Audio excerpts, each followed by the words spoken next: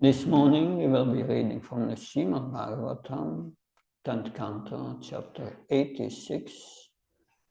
Arjuna kidnaps Subhadra and Krishna blesses his devotees. So we are in the part Krishna blesses his devotees. King Baulasva and Shurtav, for his name, right? We will hear about it. Om Namo Bhagavate Vasudevaya.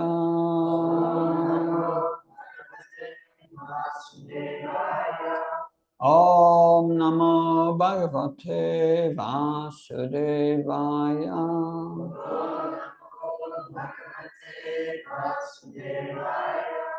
Om Namo Bhagavate Vasudevaya.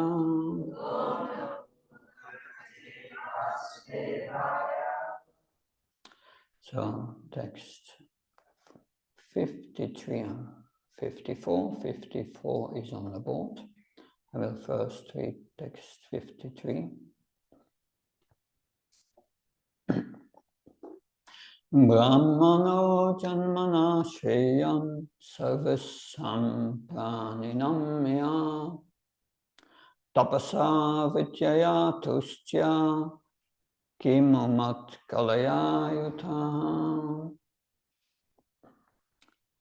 By very birth, a Brahmin is the best of all living beings in this world. And he becomes even more exalted when he is endowed with austerity, learning, and self-satisfaction. What to speak of devotion to me? So, this verse is listing three great qualities of a bona fide Brahmin. He's austere, he's learned in the scriptures, he's self-satisfied. Yeah, there are four qualities. The fourth one is, and he has devotion. 54. Now Krishna will explain why the Brahmins are so dear to him. Please repeat. Na Brahmanam me daitam. Na Brahmanam me daitam. Rupam me tashato bhujam. Sarva vedemayo vipra. Sarva deva mayoyam. Na brahmanam me daitam. Rupameta shatobhujam. Sarva vedamayo vipra. Sarva deva mayo miyam. Na brahmanam me daitam. Rupameta shatobhujam. Sarva vedamayo vipra. Sarva deva mayoyam.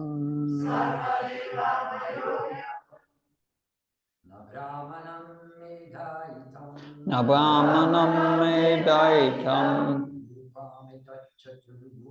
Rupameta shatobhujam.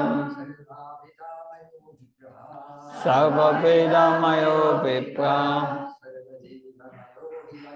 Sarva deva mayoyam. Na brahmanam me daitam. Rupameta shatobhujam. Sarva vedamayo vipra. Sarva deva mayoyam. Read this, please. Na brahmanam me daitam. Upameta Shatobhujam Sarvavedamayo Vipram Sarvadevamayoyam Na Brahmanam Medaitam Upameta Shatobhujam Sarvavedamayo Vipram Sarvadevamayoyam. Word for word translation. Na, not Brahmanat, than a Brahman, me, to me, Daitam, more dear, Rupam, personal form, Etat, this, Chaturbhujam, four-armed, Sarva, all, Veda, the Vedas, Maya, comprising, Vipraha, a learned Brahman, Sarva, all, Deva, the demigods, Maya, comprising, he, indeed, aham, I. Translation and purport by the disciples of A.C. Bhaktivedanta Swami Srila Prabhupada ki. Even my own four-armed form is no dearer to me than a Brahman. Within himself, a learned Brahman comprises all the Vedas, just as within myself I comprise all the demigods. Purport. It is understood from the Vedic science of epistemology, the Nyaya Shastra, that knowledge of an object, prameya, depends on a valid means of knowing, Brahmana. The Supreme Personality of Godhead can be known only by means of the Vedas, and thus he relies on the Brahman sages, who are the Vedas personified, to reveal him in this world. Even though Lord Krishna embodies all the demigods and Vishnu Tattva expansions of Narayan, he considered himself obliged to the Brahman.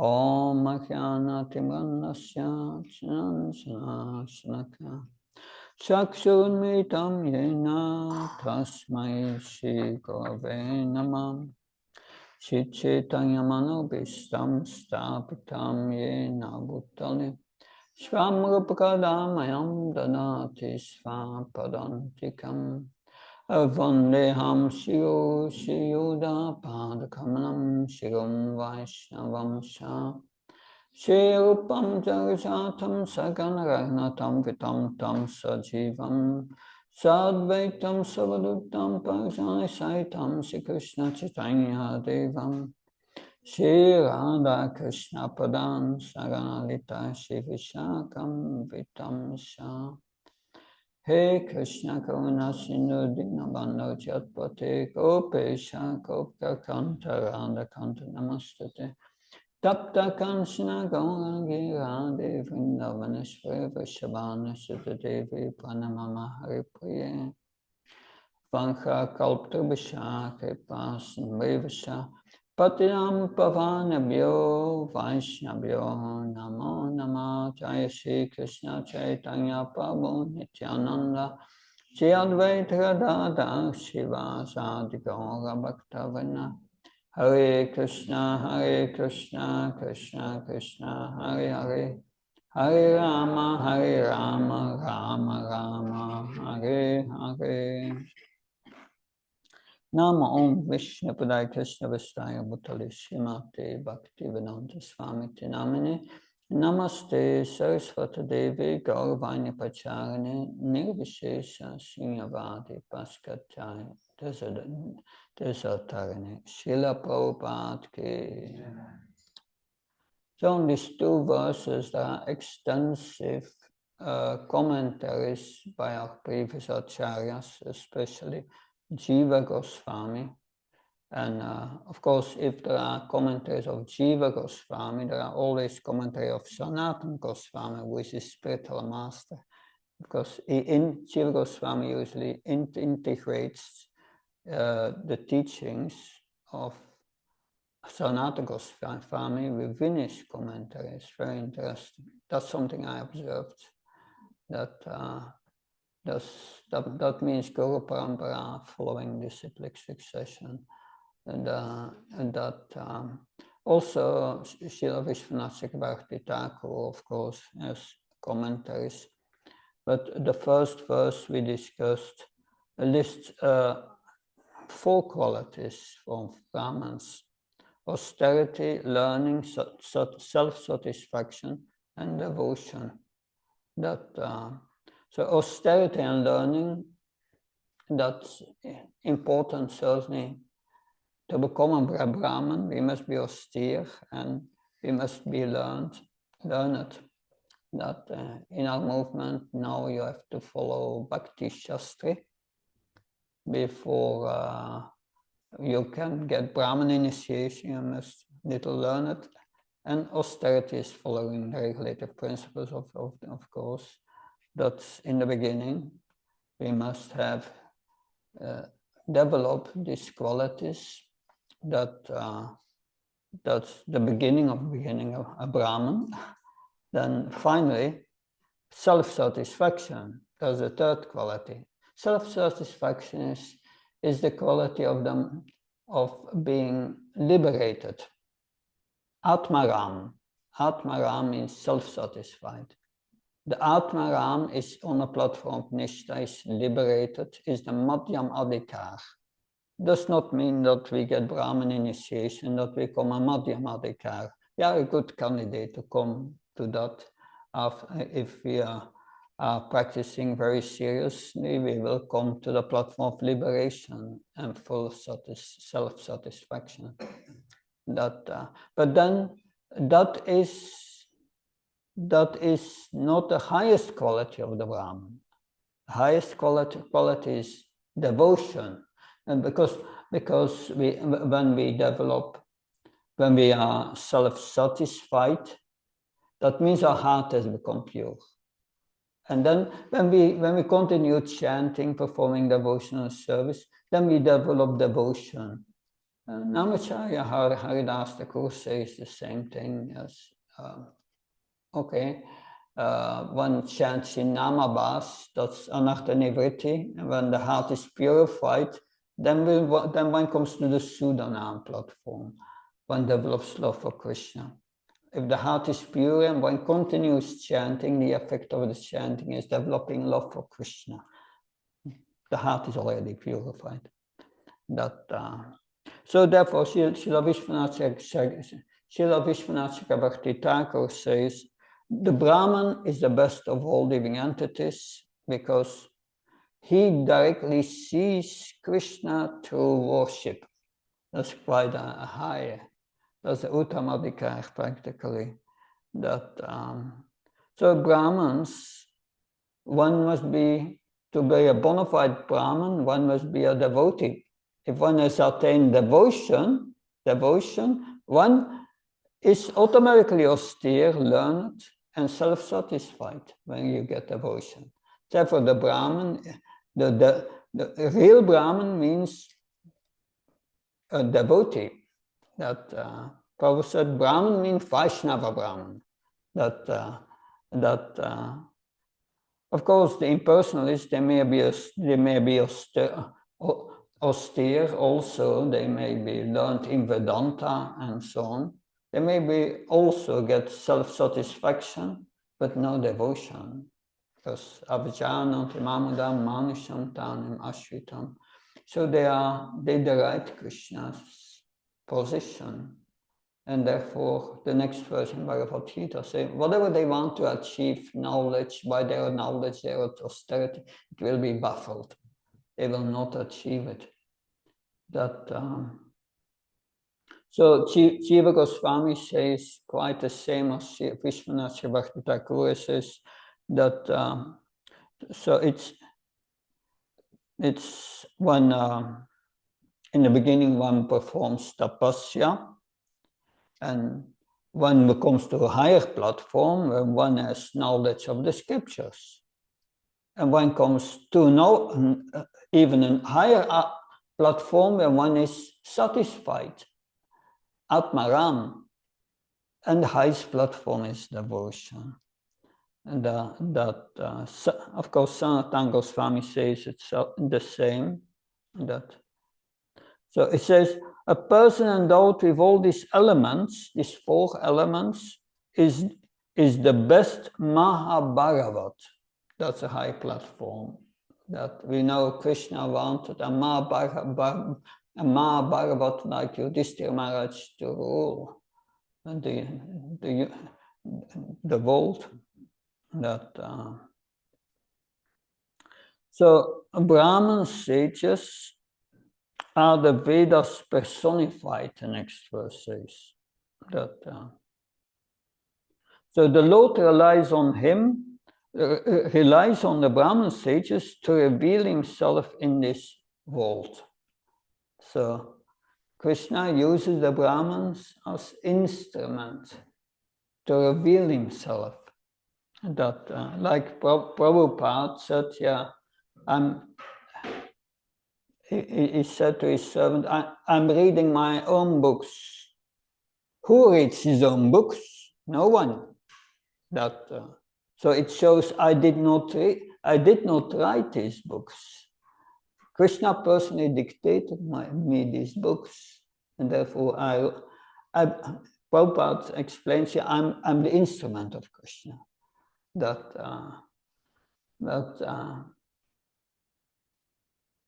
I've been traveling for many months with Praladnanda Swami as his servant, and he used to say that, I'm trying not to be in the way of Krishna.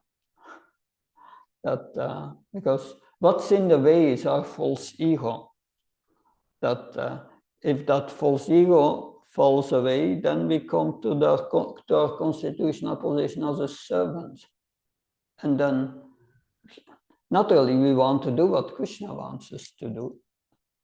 And when we are pure in heart, Krishna says in Bhagavad Gita, Prabhupada writes in a purport in Bhagavad Gita, Krishna consciousness means following the dictations of Krishna from within the heart. That happens when we are pure.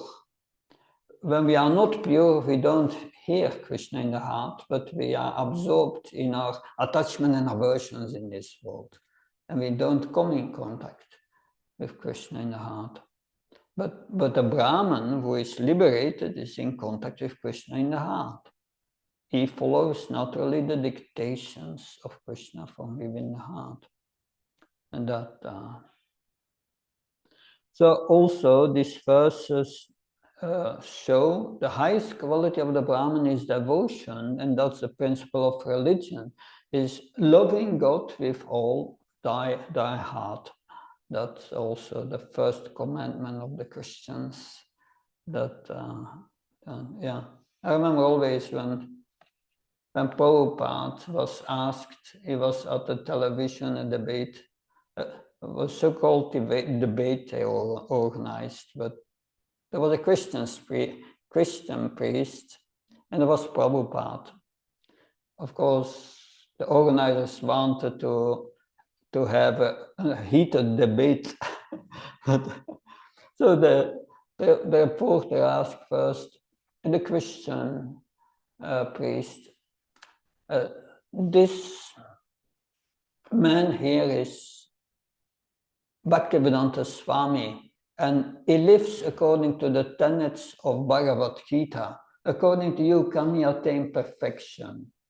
And the priest said, no, that Jesus is the only way.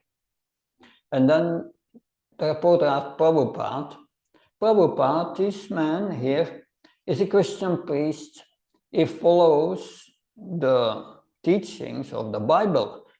According to you, can he attain perfection? And Prabhupada's reply was that every system of religion that teaches love of God and one attained and helps one to achieve this love of God is bona fide. So he can attain perfection. That was his answer. So that's the highest principle of religion, loving God with all their heart. And that simple thing we should not forget when we chant the Hare Krishna mantra. That I remember always someone asked my Guru Maharaj, Bhakti Charamach, what does it mean chanting Hare Krishna? And his answer was very simple. He said that chanting Hare Krishna means saying to Krishna, I love you. It's a very simple thing, but we should never forget that. We may be very learned and quote so many verses, but that principle is very simple. A child can understand that.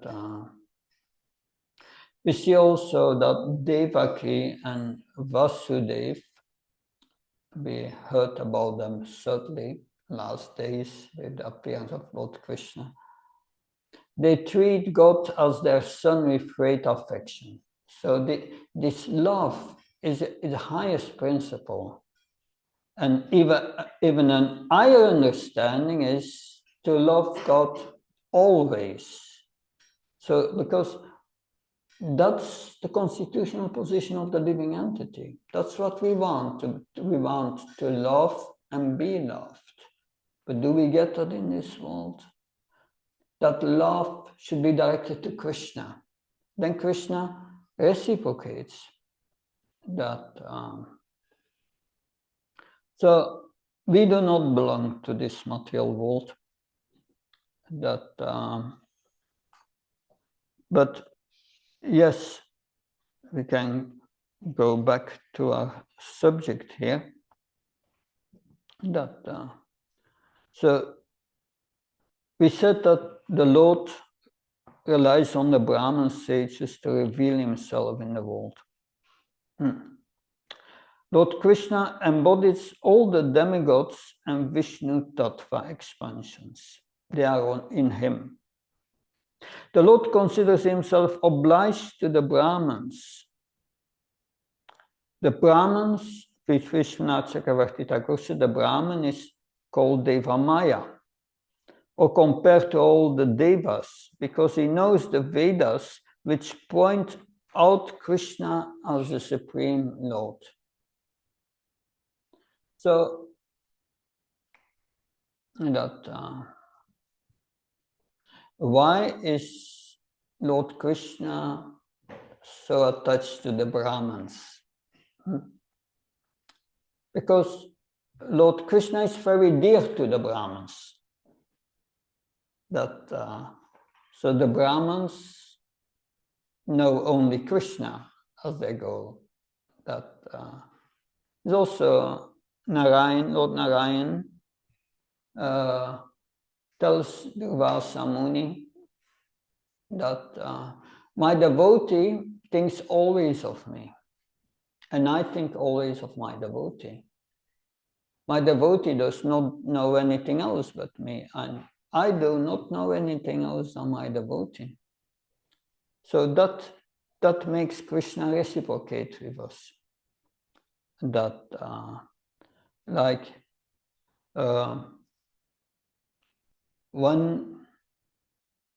One of the exam questions of the Bhaktivedanta students on the 7th canto was, what inspired Lord Nrsimhadev, or what inspired the Supreme Lord to take care of Prahlad Maharaj like a parent takes care of the child?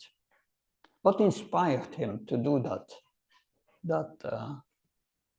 And the answer is that because Prahlad Maharaj was always thinking, absorbed in thinking of the Supreme Lord. And that inspired Lord Nrsingadev to, or the Supreme Lord to reciprocate. And that, so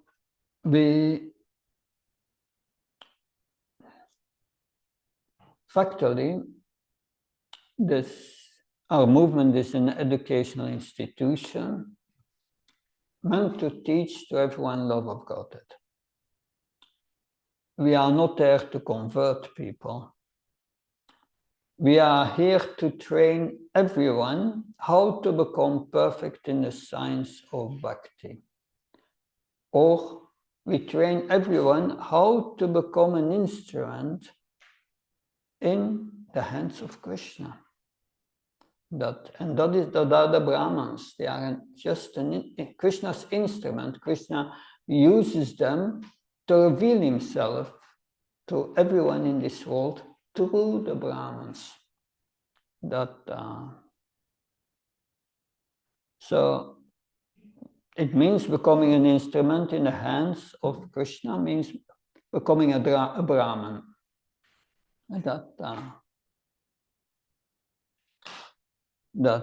Yeah. Because a Brahman is self-satisfied. But the more you become purified, even if you are not on that level of liberation, the more you become purified, the more you will enjoy. This is not the first time that in the Bhagavatam that the Lord praises the Brahmins and explains how dear the Brahmins are to him. We find that also in the third canto, where Lord Narayan addresses the four Kumaras. Jai and Vijay had been cursed by the four Kumaras. And then Lord Narayan himself comes to the gate of Vaikuntha and speaks to the four Kumaras. And these are a few verses he speaks on glorification of the Brahmins. 3:16:4. To me, the Brahman is the highest and most beloved personality. The disrespect shown by my attendants has actually been displaced by me because the doormen are my servitors. I take this to be an offense by myself. Therefore, I seek your forgiveness for the incidents that has arisen. So the four Kumaras, they are cursing Jai and Vijay. The four Kumaras, they were liberated persons, Brahmins, but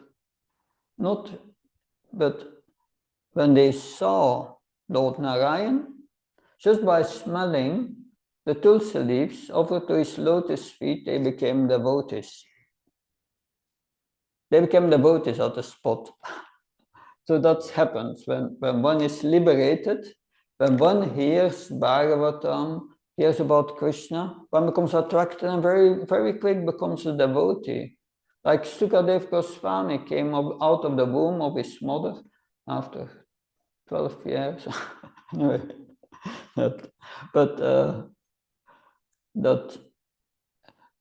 then he ran away into the forest after his birth, but his father wanted him to become a devotee. And therefore he made a plan to send out his disciples to go to the forest and recite verses of the Bhagavatam.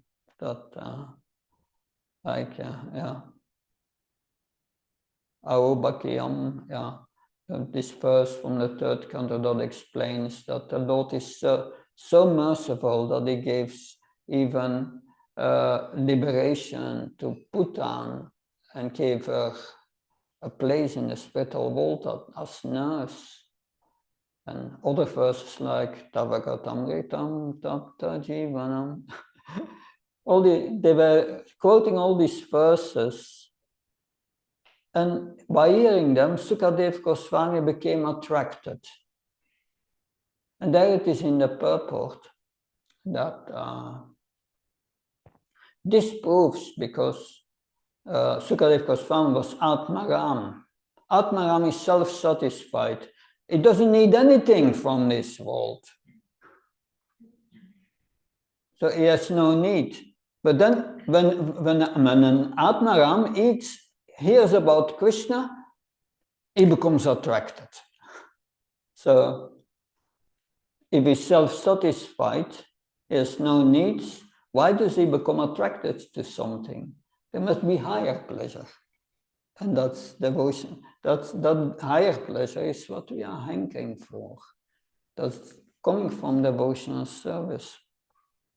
But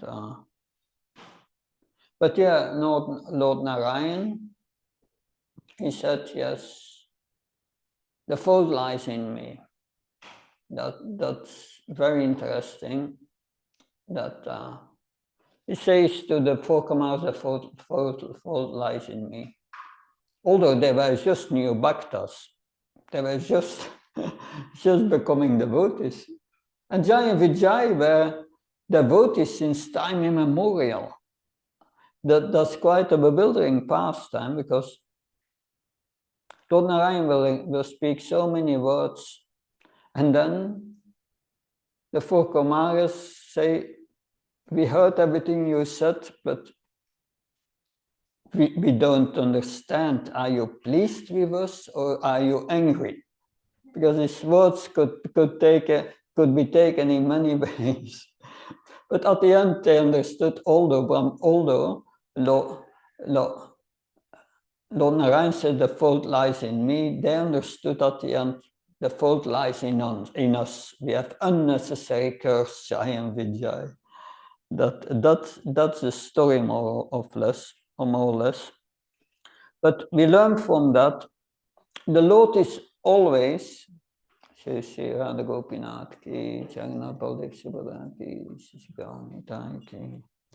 the Lord is always in favor of the Brahmans, Go Brahmanya Itaisha, and the cows, of course. That a bona fide Brahman thinks always of the lotus feet of Vishnu, it is said. And pujaris know that before they go on the altar, they have the Buddhi Suti prayers, the prayers that purifies the consciousness. Before you go on the altar, you have to bring your consciousness to the transcendental platform. And there's one verse from the Rig Veda that all the pujaras know, or they can read it, but usually most Brahmins know it. Om Tat Vishnu Paranam Padam Sada Pashanti Suryaha. Those who are actually Brahmins always look to the lotus feet of Vishnu. So it means a bona fide Brahmin only worships the Vishnu form of the Supreme Personality of Godhead, or Krishna, or Ram, of all these expansions. So Brahmins who are against the Vaishnavas cannot be accepted as Brahmins. Our previous Acharya say that Brahma Janatiti Brahmanaha. A Brahman is one who has understood Brahman, I'm spirit. That he has realized I'm not a body. That's a platform really of the beginning Brahman. But that's a lower platform. And all these impersonalists, they stay at that lower platform. That the second platform is, a Vaishnava is one who has understood the personality of Godhead. That's Bhagavan. Yeah. Vedanta tat bhavatas tat jnanam advayam brahmeti paramatmiti Bhagavan iti sapyate. Brahman has 3 stages. Brahman, Paramatma, and Bhagavan, 3 features. They are all the absolute truth. But the absolute truth is only fully realized in the Bhagavan feature, which is Satchidananda, eternal, full of bliss and knowledge. Brahman realization is only the Sat feature, is the beginning. No Ananda. Peace, that's all. Peace is not an answer. Of course, it's a big achievement in this world if you have a peaceful moment today. That good. By that we understood a Brahman means Vaishnava Brahman. That. Then Lord Narayan says to the 4 Kumaras, therefore I will not hesitate to lop off my arms if its conduct is found hostile to you. That,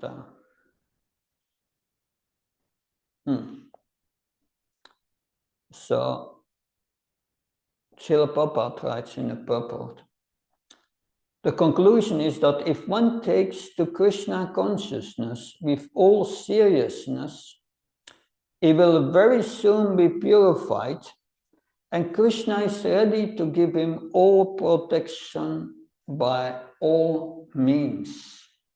So that's encouraging. If one takes to Krishna consciousness with all seriousness, that's important. That I heard Bhakti Charumat saying at an initiation ceremony.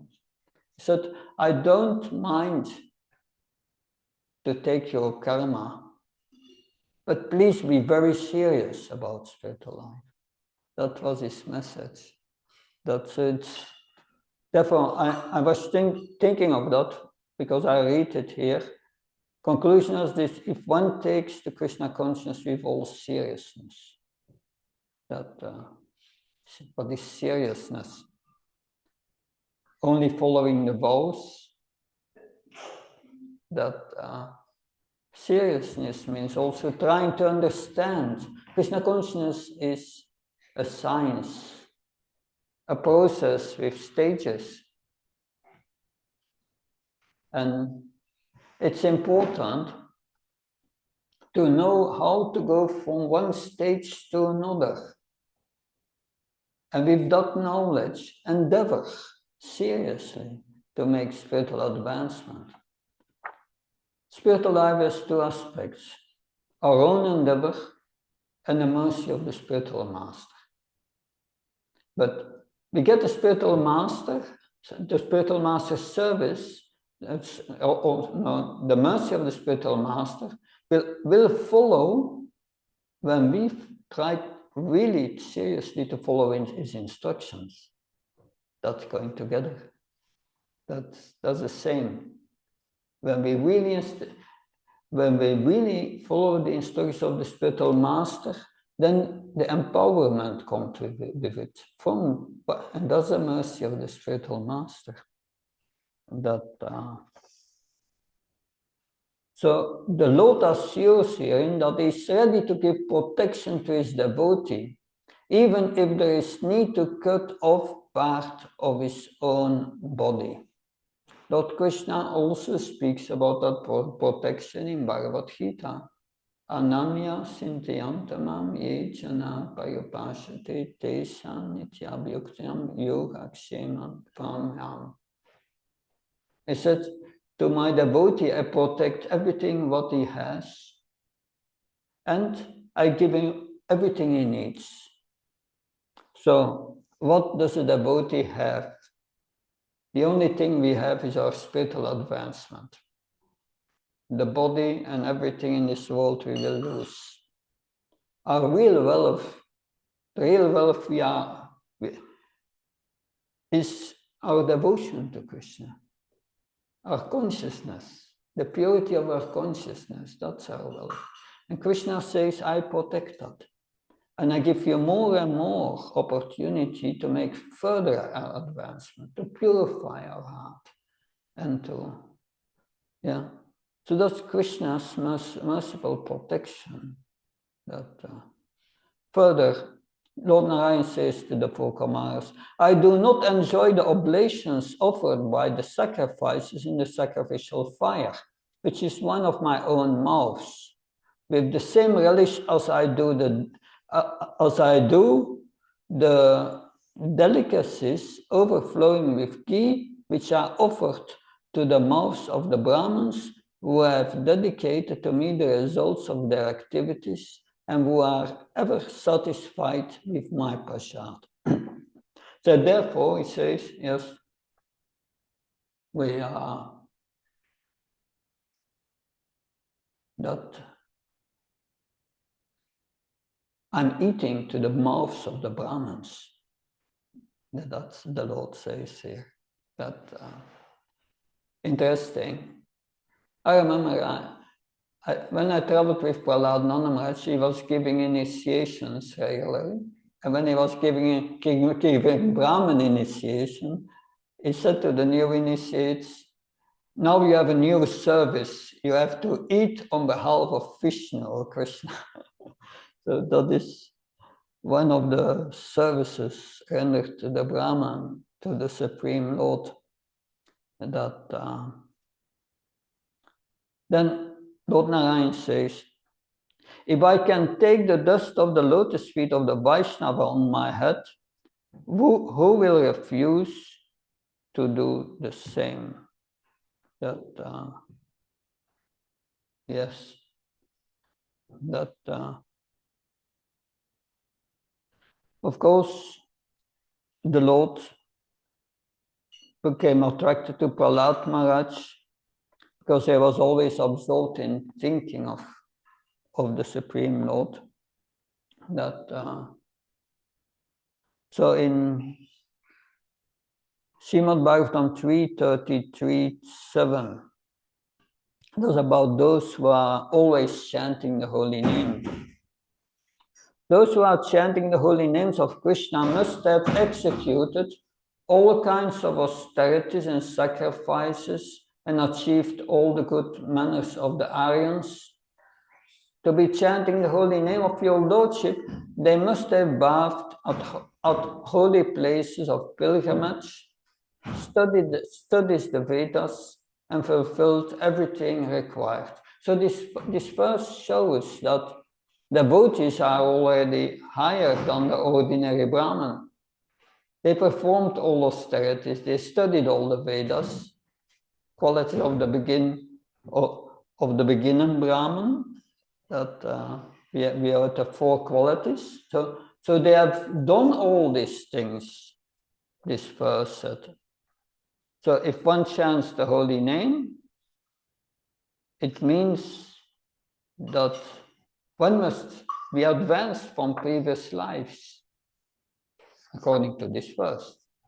That, of course, there is also another aspect. A devotee asked Prabhupada, this verse says that we have done all these sacrifices in previous life and studied the Vedas and did austerities. Did we really do that? And Prabhupada said, do not worry about it. I did them for you. So what does it mean? That this is the mercy of a pure devotee like Prabhupada, that he can at once, just by wish, elevate someone to the platform of a Brahman. We must just accept the mercy. That of course, a Brahman must have faith in Krishna. That's another point made in the purport here. That without faith in Krishna, you cannot be a Brahman. It's not possible. Like this, the story of Narada Muni. Narada Muni came to a very pious Brahman that And the Brahman was very happy to see Narada Muni arriving at his ashram and worshipped him, bathed his feet, and followed the etiquette that. But the Brahman was very learned in the Vedas and very austere, but he had not much faith in Krishna. And he asked Narada Muni, where are you going next? Oh, Narada Muni said, I will go to Vaikuntha, see Lord Narayan. Oh, the Brahma said, can you ask Lord Narayan how many births I have still to go before getting liberation? And good, Narada Muni said, I will ask. And then practically the same day that Narada Muni met a devotee, was a cobbler making shoes. That's not the most elevated profession.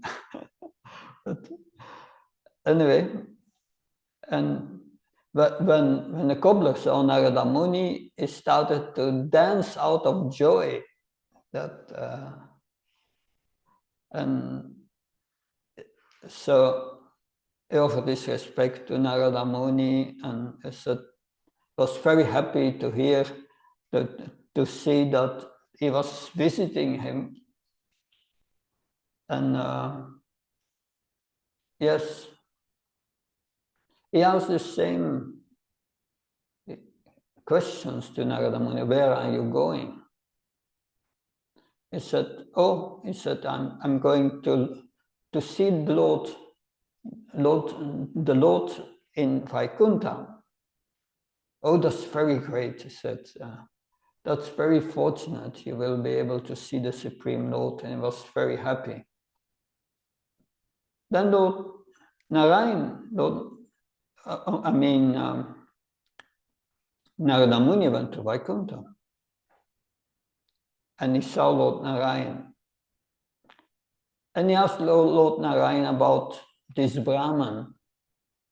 How many lives he had still to go? And Lord Narayan said, oh, many thousands of lives. He will still have to purify himself. But Narada said, how can I understand this? It's just such a pious Brahman. He knows the Vedas and austere. Well, that Lord Narayan said, if he's asking what I was doing in Vaikuntha, tell him that I was pushing an elephant to the eye of a needle. And Lord Narayan said, but this cobbler you have seen, he will go back to God in this life. Good. Narada Muni went back sometime later to this Brahman. This Brahman again received him very nicely. And he asked, did you ask when I will get liberated? Oh, Lord Narayan said, how many thousands of births still to go? And then he was saying to Narada, did you really go to Vaikuntha? What was the Lord doing? And Narada Muni said, our Lord was pushing an elephant to the eye of a needle. And the Brahman said, this is nonsense, it's not possible. You didn't go to Vaikuntha. And then Narada Muni continued to this cobbler. And again, the cobbler was overjoyed about seeing Narada Muni. He said, our Lord can do everything, is unlimited. But he asked also Narada Muni, what did you observe in Vaikuntha? What did the Lord do? And Narada said that the Lord was pushing an elephant to the eye of a needle. And the cobbler said that my Lord can do anything he likes, that he's unlimited in his potencies. And Narada Muni asked, do you believe that? Well, he said, you see this banyan tree here? This banyan tree produces thousands and thousands of seeds. And in every seed, there is a potency of a new banyan tree. That it's unlimited, this potency. So if the Lord can do that, why can he not push an elephant to the eye of the needle? And he started to dance out of joy. So that's also mentioned in Bhagavad Gita in many verses. One who has no faith in Krishna and the scriptures, that it's mentioned, he will not be happy in this life, not in the next, and will not attain liberation. But one who has faith in the scriptures, he can steadily make advancement. But a real Brahman is a devotee of Krishna. That the so-called Brahmins who have no faith in Krishna, they may be pious, they may be in goodness to a certain extent, but they are on the lower position of being a Brahman. That higher position means the development of devotion, and not only self-satisfaction. It's just an intermediate stage. But for us, it's also important. We are in the process of devotional service. If the heart becomes purified after many years, you feel more self-satisfied. You know, I don't need anything in this world anymore. I may have to leave every moment. So one becomes satisfied with one's situation, whatever it is, that accept one's situation. Whether it's a situation of which is nice or suffering, the devotee accepts it as the mercy of Krishna. Whatever good or bad happens. And that's self-satisfaction. One feels satisfied. But then from there on, that's good. But it's only a stage in our development. Then we must have the real thing, devotion, love for Krishna. And then we will get the experience of rasa. Rasa means living in a relationship with Krishna. Like the residents of Vrindavan. They are always in ananda, blissful, because they are serving Krishna as a friend, as a parent, as a lover, and they're always absorbed in these loving affairs. Love means only giving to the beloved, not asking something in return. And that is Anya Vilasa Sunyam Jnanaka Mata Navatam Anukuliyena Krishna Nusilna Bhakta Uttama. Pure devotional services without material motivation. If one has no material motivation, that is the platform of satisfaction. But then one must serve Krishna favorably. And then Ananda comes. So how do I know that I make spiritual advancement? How do I know that I'm going to Anartha Nivritti? If you have more taste in devotional service, you start to get pleasure in devotional service. And that is the good sign. If we are not there, that means we are making offenses. And that's a very dangerous situation that we know we'll speak about that tomorrow. That means Friday, next class. Any questions, comments?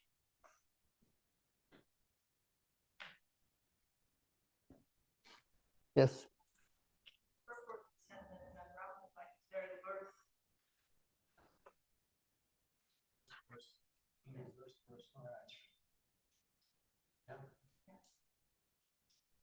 By his very birth, a Brahman is the best of all living beings in this world, and he becomes even more exalted when he's endowed with austerity, learning, and self-satisfaction. What to speak of devotion to me? Yes, surely, if one takes birth in a Brahman family, that's very fortunate. But then you have to become a Brahman. Then the verse says, then one must become more exalted by austerity, learning, self-satisfaction, and speak and devotion. Then you have to develop the qualities. But it's very, very elevated. But it does not mean that when you take birth in a family of a Brahman, that one is a Brahman automatically. Prabhupada says one should develop the qualities of a Brahman. But yes, that it's also, it says the best of all living beings in this world. You have three categories living beings. Those in the mode of passion and ignorance, those in passion, those in goodness. The Brahman is in goodness. But everyone is born in this world. Sudra means in ignorance. But the Brahman is the best candidate to become elevated right after his birth. Because he's in a family of Brahmins, they will teach him how to become a Brahman and how to develop these qualities. So it's a very fortunate birth, but a verse that does not say that you take birth as a Brahman, that you are a Brahman. That is not what it says. There are other verses at the end of the third canto, fourth canto, and the ninth canto. There Narada Muni says, one is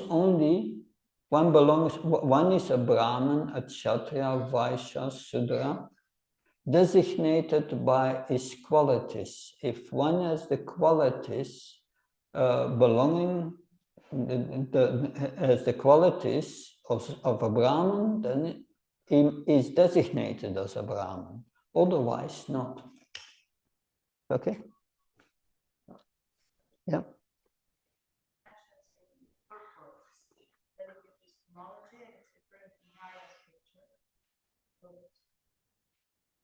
Mm-hmm. Yeah, Nyaya Shastra that explains logic. Logic that is explained here, that the object of knowledge, prameya, depends on a valid means of knowing pranam. So the scriptures give us pranam, give us the evidence. And when we accept that evidence, then based on this evidence, we can understand the object of knowledge. What's the object of knowledge of the Vedas? Vedasa sarve ameva vedya vedantakit vidavit eva cham. Bhagavad Gita 15:15, the Lord says, I'm to be known by the Vedas. I'm the knower of the Vedas, the compiler of the Vedas. I'm to be known. So the object is Krishna to be known. And what is the valid means of knowledge is pranam. The scriptures is the way how is the scriptures is the way how to know Krishna. That's what it says. And these are principles of logic, that you must have the evidence, the knowledge, and then the knowledge of the object, and then you can know, then you have knowledge of the object. That's logic. But it's a simple thing. We need the scriptures to know Krishna, otherwise we cannot. That's what it says.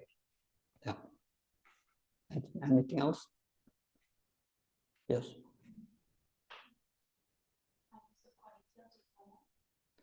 The qualities of the Brahman, they are explained in Bhagavad Gita, but also in the scriptures, also in the third canto. Samadvastapasosham kshantin aryavan eva evacha. That Samo, it controls, a Brahman controls his senses, that is equal to everyone, that his tapas is austere, and here in addition, and he's learned, he knows the scriptures, and he's honest. Honest is it's a very honesty. Like now you have to become a Brahman in ISKCON, you have to do so many things. But before in the 90s also, and yeah, I was here, and there was a need for pujaris, and I got second initiation. Prakshastra came later. But my Guru Maharaj asked